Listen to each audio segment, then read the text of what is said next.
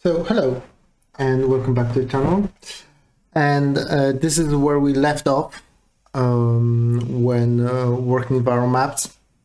Well, actually not really, but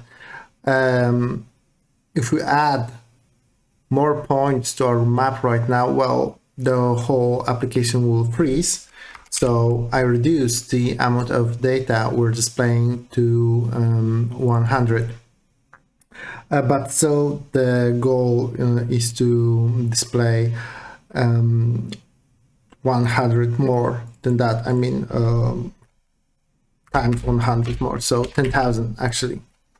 And there's a problem with that, as I mentioned before, in our map vehicles, because in our map view, sorry, because React is really wonderful and fantastic tool, and you can basically create any kind of web app that you'd like using React, but you have to be aware of the shortcomings of it. And here we have one, like showing a lot of JSX nodes into the virtual DOM. Oh, you have to be aware that you're basically shoving it all into the memory of JavaScript. And well, JavaScript isn't really a fast language. So the heavy computations that have to be done to display all of the data in the browser, well, makes it just a little bit janky, and we're really pushing too much data here. So how to overcome that? Well, we're using React, but what's underneath is the pure browser, meaning the DOM, right? And what we should do is not to create the JSX nodes in here, but rather shove the data right into the DOM. This way, we'll omit the virtual DOM completely and don't push too much changes, too much data to the virtual DOM and to the reconciliation algorithm. So, sorry, let's get cracking. So first things first, I'm gonna, let's say, comment all of that. For starters, nothing's gonna show up, and that's good. I'm gonna restart the server since I bumped up the amount of data here, and we don't have anything like no daemon or any kind of mechanism to listen to the changes on the server side. So that's restarted, that's good. Now I will have to change our stuff a little bit. What I'm gonna do is I'm gonna delete all of that, and I'm gonna place a div here, right? Even I'm gonna get rid of the tile layers, so that's gonna go in the end. And I'm gonna add an ID here, saying that this is map ID. And what I'm gonna do is use that div with that ID to set up the React leaflet, to set up the leaflet. So we're not gonna be using React leaflet, sorry, we're gonna use just leaflet, okay? So going to package.json, I have leaflet installed and types for leaflet installed too. So I'm gonna import everything I need from leaflet. Okay, so now we're not using the interface for leaflet in React, rather we're using the pure leaflet library itself, right? So using that instead of React leaflet, right? We're gonna work with the pure map library instead of the components created in React, because we want to omit the virtual DOM. Okay, so this is still gonna be working in the React realm. So we have to create a map. I'm gonna use ref for that, and that's gonna be of type L map, and we need that. Okay, so that's giving us a map, and we have to set up the effect that will trigger, well, two effects. One effect for our, let's say, component did mount. So let's say use effect.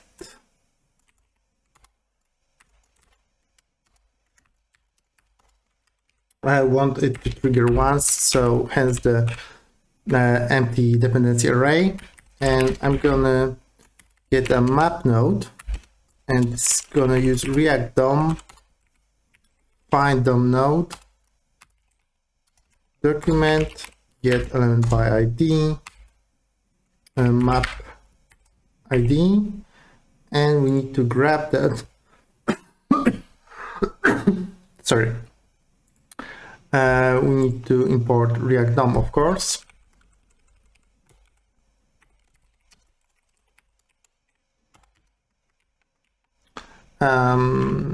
React DOM from React DOM. Okay, and this, we need to cast that to HTML div element, right? Because as you can see, you're getting element here or text or null, which is definitely true. I'm just making sure that the type is right for our purpose. Okay, and now if there's no map node, well, basically I should tell that it should be or null, because, or undefined even, or sorry, or null, because, well, maybe there is no div with this ID existing, but, well, we kind of can omit that because we're creating that, so we know that it does exist. But we also need to check if that doesn't exist, or already we have that initialized, which should not happen, but anyway.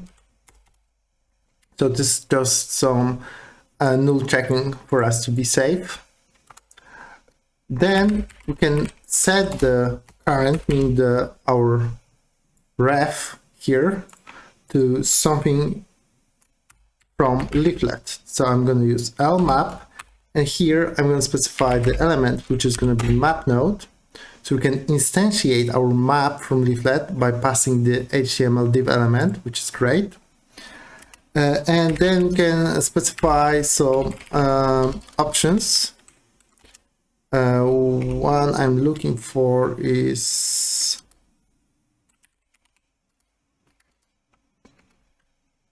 maybe I don't have to specify anything here, since okay, maybe it's removed in that version. So let's see, this is optional, so it can be undefined. Nothing here really, but after it is instantiated, I can set the zoom to 11, and then I can set the view passing the values I had previously in the map view here. So that's gonna be lat long, meaning the place on the map I'd like to display. Of course, it's going to be pre-city in Poland. And then also I have to load the tile layer, right? So basically I have to add this to our map. So I'm going to say L tile layer, Then there's that URL that we need. I'm going to specify the max zoom here to be 17. And after that, I'm just going to call add to map current. Okay, and let's see what happens now. So it's pretty much the same and it's working. Well, of course, if I would not call all of that, we shouldn't see anything. Yeah. So now we are hooking into the leaflet package itself rather than using React Leaflet, and we're not going to use it anymore. So our code here can be just reduced to, I believe, self-closing node here. Okay, and that's all for our JSX that we'll be using in that view. Rest will just handle in code. Next step is actually displaying our vehicles and making sure that, well, it's working fast enough. Okay, so we'll set up another effect, and this will trigger every single time that the vehicles are changed. So it will not only trigger after we initially get the vehicles array from the API, but remember that our goal is also to display the changes in the position that we will set up probably in the next episode. Okay, so first let's check some stuff. If there's no reference, we just return. And then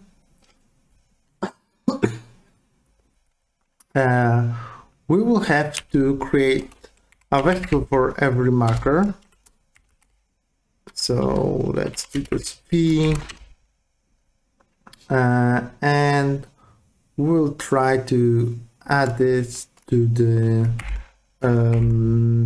map. So let's create a circle marker. Let's set its position. So again, not long. It's gonna be v lat v long. Okay. Then we can do, let me see, this is that. I'd like to specify the radius. So this is, I believe, here. Okay, let's set it to 5. Okay, and after that, I'm going to bind the tooltip, meaning we'll create a new tooltip for each marker, saying vehicle name is marker. Oops, sorry. It's actually v name. Okay. And now we have that. This in the end will turn into an array, so we can do for each. Well, actually we'll be mapping twice with map and for each, so let's turn it into for each. Actually, this stays the same, and then we can do let's see, add to, and then map current. Does it work? Not really, no. Let me see. This can be undefined, and it shouldn't be because we're checking that here. Okay, let's see. Okay, and this is the difference. You see, we're displaying 10,000 points, right? And it's, well, pretty smooth, right? So this is kind of cool. I believe, well, this is as smooth as it gets. You can test it, of course. Dragging, loading, everything is very smooth. And this is due to the simple fact that we omitted the virtual DOM in that whole process. So from one point of view, virtual DOM is your friend because it allows you to use these cool React features, but sometimes it can hinder the performance of your application. So yeah, tread carefully here when working with lots of data. Okay, so I'm gonna do another great thing here, or at least I hope it's gonna be great. And I'm gonna go to client, and we're gonna add something called leaflet marker cluster and the types for it.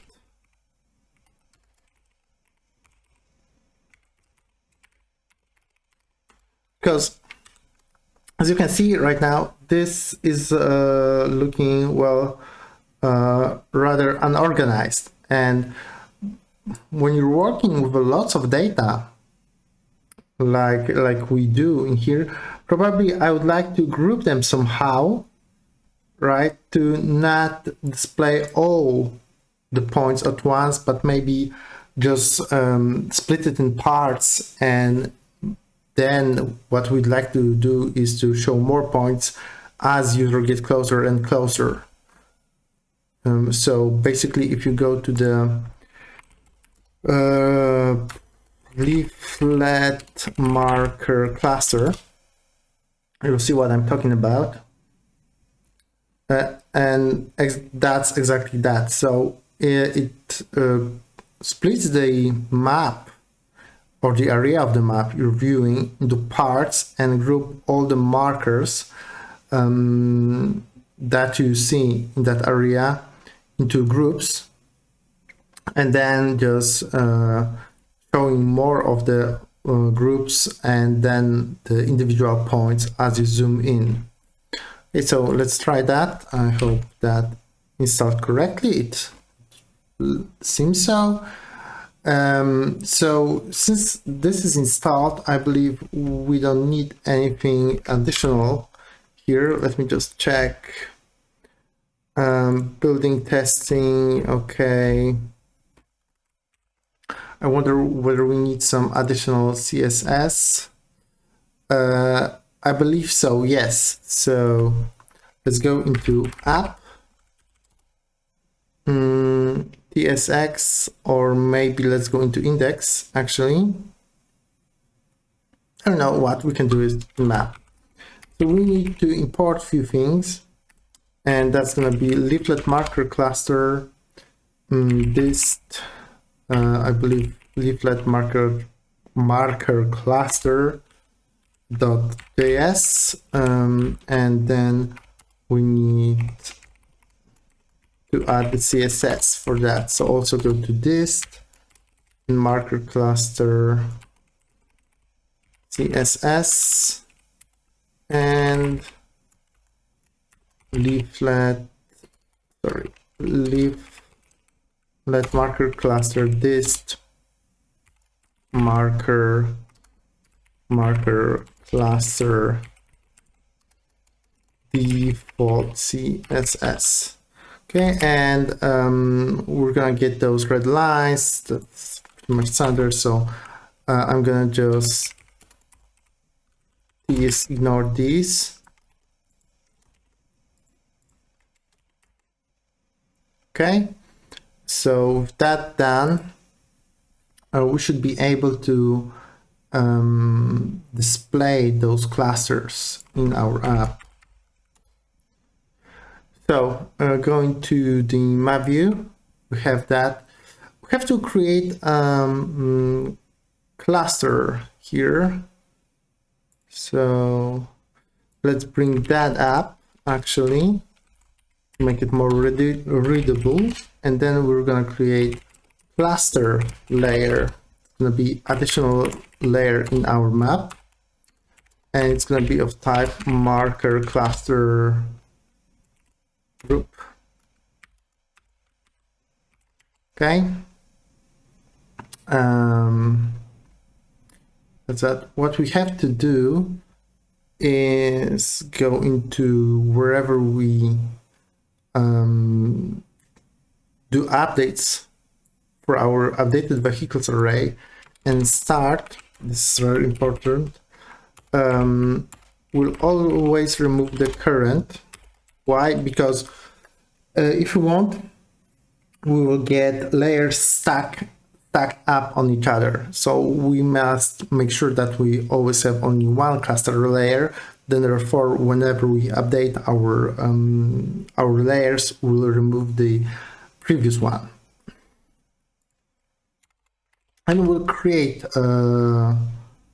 one. So let's start by checking for current cluster layer.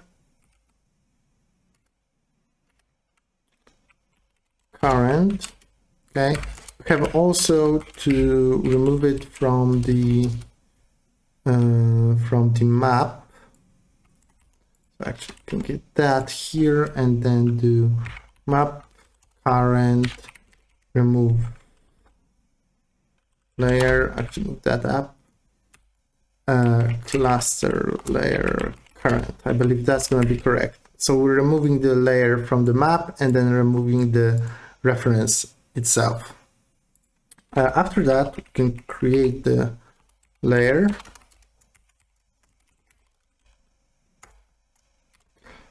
Okay, and the only change we have to do is instead of adding that to map, right, we're gonna add this to cluster layer current.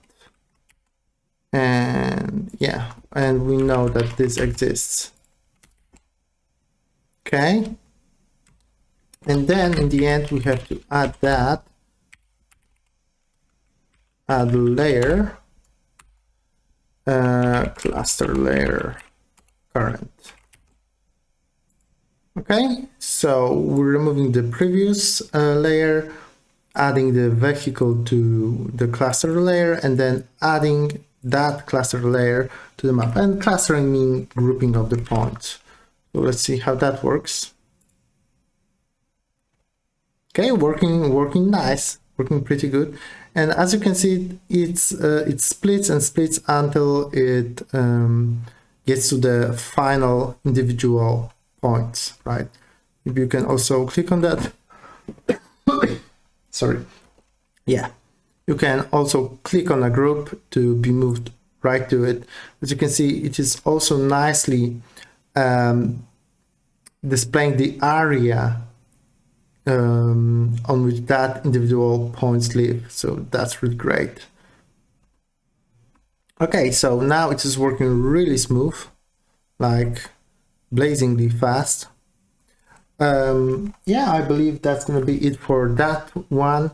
In the next episode, we're gonna handle the searching, and in the episode after that, we're gonna go with the map updates. So thank you for that, and also thank you for helping me reaching the 1,000 subscribers. Well, I never believed that I could reach that, so that's really great. But I'm gonna continue working on that channel, so I see you there. Goodbye.